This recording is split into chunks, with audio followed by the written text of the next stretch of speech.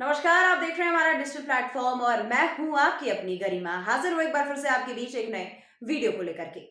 यात्रीगण कृपया ध्यान दें, आपका जो ट्रेन का टिकट है वो 26 दिसंबर से थोड़ा महंगा हो जाएगा, या यूं कहें कि थोड़ा ज्यादा ही महंगा हो जाएगा। जी हाँ, आप ये सुन करके हैरान तो हो रहे होंगे, लेकिन ये जो खबर है वो सही है। अगर आप ट्रेन से लंबी दूरी का सफर तय करते हैं तो ये जो खबर है वो आपके लिए बेहद अहम है दोस्तों, क्योंकि भारतीय रेलवे ने यात्री किराए में बढ़ोतरी का ऐलान कर दिया है और ये जो नया किराया है वो 26 दिसंबर से लागू हो रहा है। आइए हम आपको बताते हैं कि इसका पूरा मामला क्या है। देश भर में हर दिन करोड़ों लोग ट्रेन से सफर करते हैं। किसी के लिए नौकरी का रास्ता है ट्रेन, तो किसी के लिए पढ़ाई, तो किसी के लिए घर वापसी का सहारा है रेलवे। रेलवे सिर्फ एक ट्रांसपोर्ट सिस्टम नहीं है दोस्तों, बल्कि भारत की लाइफलाइन है।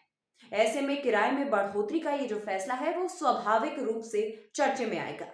सबसे पहले हम ये समझते हैं कि किराया कहां और कितना बढ़ा है। रेलवे ने साफ कहा है दोस्तों कि ये बढ़ोतरी सिर्फ लंबी दूरी की यात्राओं पर लागू होगी।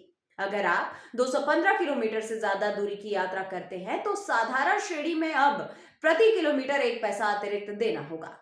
वहीं मेल और एक्सप्रेस ट्रेनों के नॉन एसी कोच और सभी एसी क्लास में सफर करने वालों के लिए प्रति किलोमीटर 2 पैसे की बढ़ोतरी की गई। दोस्तों, रेलवे ने उदाहरण देते हुए बताया है कि अगर कोई यात्री 500 किलोमीटर की नॉन एसी यात्रा करता है तो उसे केवल 10 रुपए अतिरिक्त चुकाने होंगे, यानी बढ़ोतरी बेहद सीमित रखी जाएगी। अब दोस्तों, यहाँ सवाल ये उठता है कि किन यात्रियों को राहत दी गई है। दरअसल दोस्तों, रेलवे ने साफ कहा है कि लोकल ट्रेन सेवाओं यानी कि सुबर्बन सर्विसेज पर इस बढ़ोतरी का कोई असर नहीं दिखेगा। इसके अलावा मासिक सीजन टिकट यानी कि एमएसटी के किराए पर भी जस के तस ही बने रहेंगे। साथ ही साधारण श्रेणी में 215 किलोमीटर तक की यात्रा करने वाले यात्रियों को भी पुराने किराए पर ही सफर करने की सुविधा मिलेगी। यानी रोजमर्रा के यात्रियों और छोटे सफर करने वाले रेलवे ने कोई अतिरिक्त बोझ नहीं उठाना पड़ेगा। अब आते हैं सबसे अहम सवाल पर कि रेलवे ने किराया क्यों बढ़ा दिया। रेलवे अधिकारियों का यह कहना है दोस्तों कि ये जो फैसला है किराया बढ़ोतरी नहीं बल्कि किराया युक्तिकरण यानी कि रेशनलाइजेशन है। पिछले एक दशक में रेलवे नेटवर्क का जबरदस्त विस्तार हुआ है। नई लाइनें, नई ट्रेन, हाई स्पीड कॉरिडोर और आधुनिक सिग्नल सिस्टम, इन सब पर भारी निवेश हुए। साथ ही सुरक्षा को लेकर के भी रेलवे ने बड़े कदम उठाए। ट्रैक मेंटेनेंस से लेकर के कोचों की सुरक्षा तक हर स्तर पर खर्च बढ़ा है। रेलवे कर्मचारियों पर होने वाला सालाना खर्च अब 1.15 लाख करोड़ रुपए तक पहुंच गया है, जबकि पेंशन का खर्च करीब 60,000 करोड़ रुपए हो चुका है। वित्त वर्ष 2024-25 के लिए रेलवे की कुल परिचालन लागत 2.63 लाख करोड़ रुपए आकी गई है। इन बढ़ते खर्चों को संतुलित करने के लिए रेलवे ने यात्री किराए में ये सीमित संयोजन बनाया है।